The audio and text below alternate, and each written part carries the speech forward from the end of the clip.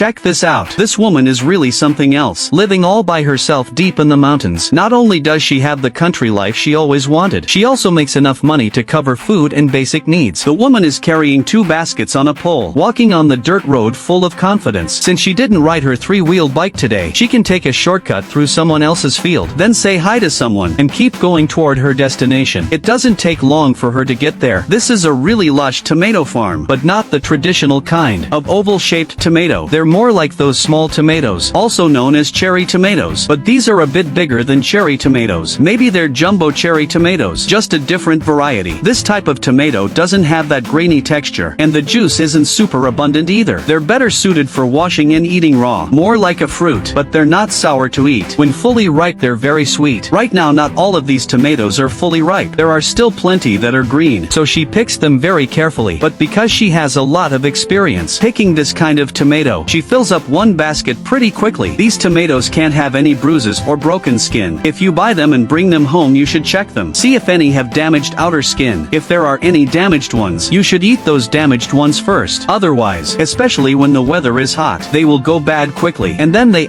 spoil the whole bag of small tomatoes. The woman's technique gets more and more skilled, but what comes with that is her rough hands. Not delicate little hands like other women her age. You can see how hard it is for a woman to live all by herself, how tough it is. On the surface she looks glamorous, and people envy her, but behind the scenes there is unseen hardship. She quickly finishes picking all the tomatoes she needs for today, ties ropes onto the baskets, and uses a carrying pole to lift them. The heavy load makes it a bit hard for her to breathe, but she still walks out of the mountains with confidence, crossing a bridge with fast-flowing water. She soon arrives at today's selling spot. This market has become her lucky place. Every day she sells things here really fast, mainly because people have gotten to know her. They think the quality of what she sells is very good. Today is no different. Right after she sets up her stall, a bunch of women gather around to support her. The woman sells vegetables from her stall quickly. People just grab their own bags and pick through them. That's how it usually is when shopping at a market. This way not only does the vendor save energy, but customers also get to pick out what they're happy with. All these tomatoes are bright red, and they taste really good too. They're also pretty big, so whether we're watching TV or having guests over, they're a pretty good choice. Customers come one after another, and leave one after another. The woman uses her little scale to weigh for the customers. Soon she sells 1 basket for the day. Then while people are picking, she empties the other basket onto the ground. But honestly, I personally don't really like eating this kind of tomato. I always feel like it has no flavor. If you ask me to eat 1 or 2, that is fine. But if I eat too many, I don't want to eat them anymore. But different people have different tastes. Some people think these are really good. Looks like I'm just one of the few. Why do I say that? Because the speed at which she sells, and her confident smile, make it clear that everyone really likes eating these. Finally, a lady buys up everything left, and that wraps up today's selling. She packs up her things, and puts them in the baskets. The walk back is much easier. To treat herself a little, she also buys a cup of sugarcane juice. The vendor puts the freshly squeezed sugarcane on her little table. She sips it contentedly through a straw. My busy and hot day. This cup of sugarcane juice washes away her fatigue. You ask, what is exhaustion? What is hardship? Right now those questions are all left behind. I think at this moment, the happiness this cup of sugarcane juice brings is exactly what she was after today.